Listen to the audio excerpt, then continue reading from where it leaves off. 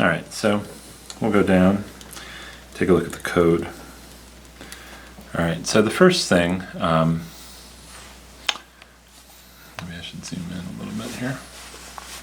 Just get the code on screen as much as possible. Do I have a pointer, something to point with over there? Or did we? So the first thing that's happening is it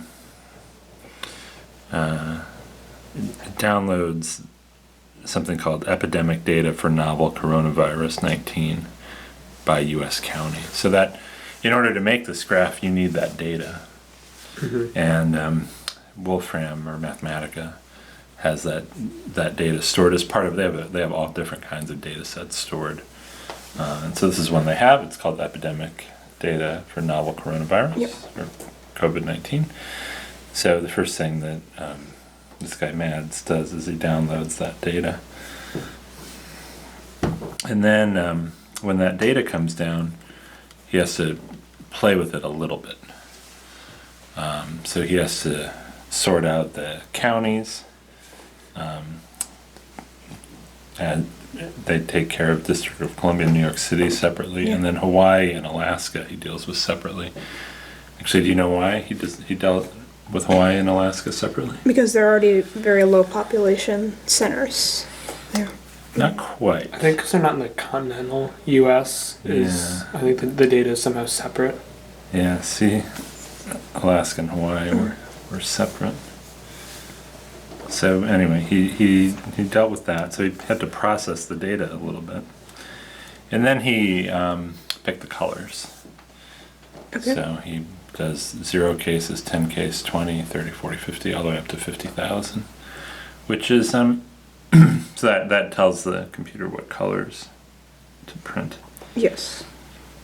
And when he made this, he took the dates up to what then was today. So I think that was April 30th or something like that. And then Mathematica has this amazing geoplotter that we've looked at before. Do you remember when we did the temperatures by county? Oh, yeah. So making this plot of the United States by county, actually, they have a relatively easy set of commands to do it. And by relatively easy, I mean, it's sort of like, I don't know what that would be. 20 lines? 20 lines. But it's really all just a couple commands. Yeah. Because it's Alaska and Hawaii are separate, or Hawaii and Alaska and then the United States. So it's really sort of like 7 or 8 lines. Wow.